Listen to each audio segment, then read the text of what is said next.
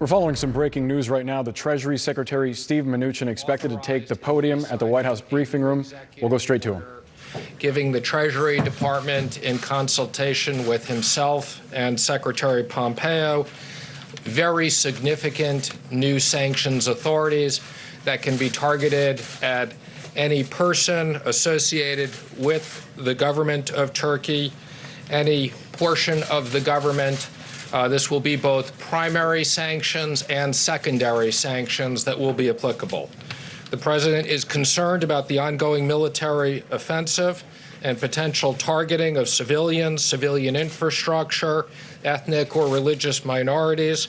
And also, the president wants to make very clear it is imperative that Turkey not allow even a single ISIS fighter to escape.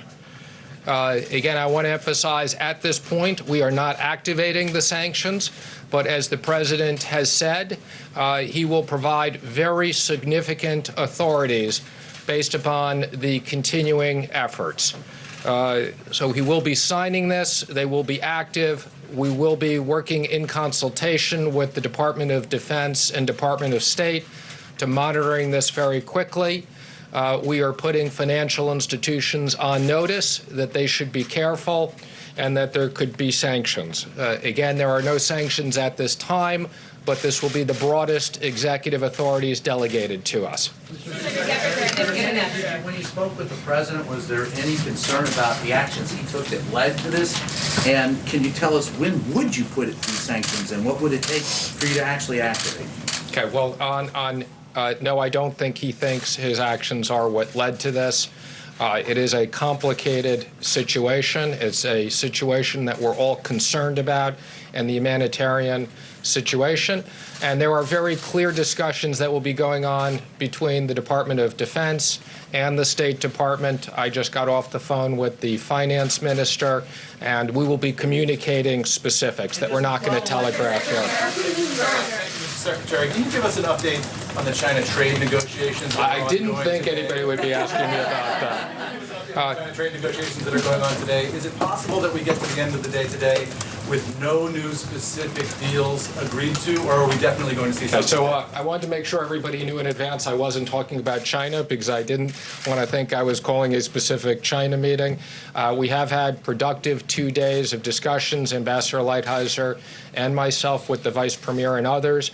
We will be meeting with the President shortly. We will be updating the President on those. He'll then be meeting with the Vice Premier. I wouldn't be surprised if, like usual, he decides to invite a few of you in, but I'm not going to make any other comments in advance of us meeting with the President. The stock market is very optimistic about what it sees over at the USTR's office. Are they right to be optimistic? The stock market's always right. No, but is there reason for optimism? Again, I'm not going to make any more comments. I've said we've had productive 2 days of discussions. We'll be making more announcements after we meet with the President. Yes. So far, Turkey has not been dissuaded by anything this administration has done or the president has said.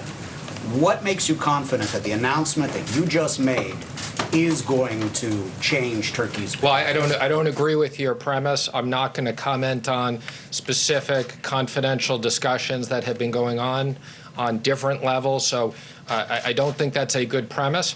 But again, these are very powerful sanctions. We hope we don't have to use them, but we can shut down the Turkish economy if we need to. Mr. Secretary, how does the threat of these sanctions help these U.S. allies who say they have been abandoned?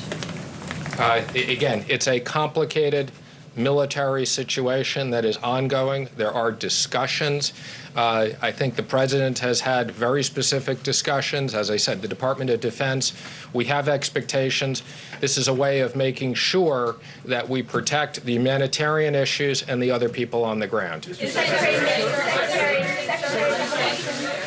As far as you know, have any plans specifically changed about Turkish President Erdogan still visiting the White House? Are things still in good faith? I'm not aware of anything that's changed, but again, I'm not confirming that. I just haven't heard anything one way or another. Secretary, what kind of consultations are you having with lawmakers like Lindsey Graham, Senator Van Hollen, who have been really very critical of the pullout of U.S. troops from Syria? Secretary Pompeo has been speaking to them daily. I've been speaking to the Secretary multiple times a day. I think the message to Congress is, I know that people were contemplating sanctions.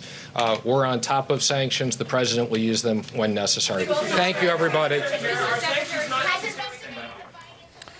That was the Treasury Secretary Steve Mnuchin at the podium at the White House press briefing room announcing that the president is not activating sanctions on Turkey, but that he is authorizing several key officials, including Secretary of State Mike Pompeo and others, to potentially use sanctions in response to Turkey's aggression, entering this safe zone in Syria, targeting the YPG, the Kurds in that region, and displacing tens of thousands, if not hundreds of thousands of civilians. I believe we have Pamela Brown, who's at the North Lawn of the White House right now. Pamela, isn't this really just a slap on the wrist, considering that President Trump opened up the Kurds to this attack by moving U.S. troops out of that area? And you heard there Secretary Mnuchin saying, no, the president does not believe his actions have led to this. And he also didn't specify, Boris, what it would take necessarily for the sanctions to actually be put into action. What he made clear today is that the president is following through on what he had said initially, that he was considering sanctions. They said they're getting those ready to go, but they're not actually activating the use of those sanctions. They said this is, of course, in response to the military offensive by Turkey that we have seen over the last several days, where not only the Kurds have been targeted, but civilians as well. And so Steve Mnuchin there said that this is really a humanitarian crisis that is going on there. But you're right, this happened after the president had pulled out U.S. troops in that area, which angered a lot of his allies, including Lindsey Graham, just to name one, that even happened. And so now, several days after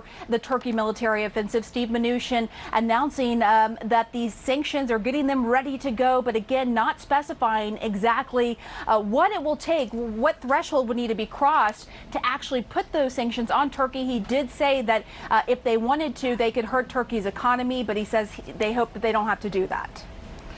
Pamela Brown, stand by. I want to turn to Arwa Damon. She is on the border of Syria and Turkey as we speak. Arwa, I hope you've been able to hear the news coming from the White House. The United States not activating sanctions against Turkey, but authorizing key figures in the administration to enact those sanctions. If it's unclear at this point what the line is, the president hasn't been specific about what line Turkey would have to cross for him to get involved in this. How is all of this mess, essentially, that the United States has created being received on the ground? Well, a couple of things I think are worth pointing out in looking back on previous statements that had been made and what Turkey's reaction to them has been.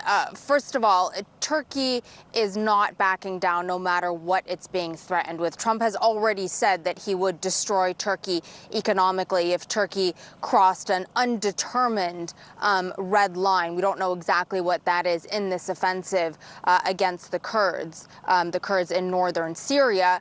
And Turkey, in response to criticism that it has been getting from Europe, has in turn threatened to unleash 3.6 million Syrian refugees onto Europe, basically meaning that Turkey would once again open the gates to the refugee route to Europe from here. We've also heard even Russia, President Putin, saying that he was concerned that this Turkish offensive was going to allow ISIS to, as we've been hearing from others as well, regroup and launch a number of counterattacks and basically reverse the gains that have been made. Turkey's point in all of this has been very simple and very straightforward.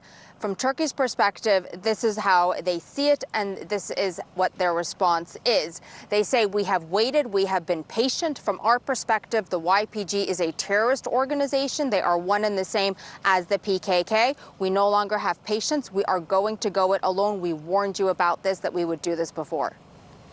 Arwa Damon reporting from the Turkey-Syria border. Stay safe out there. Thank you for that.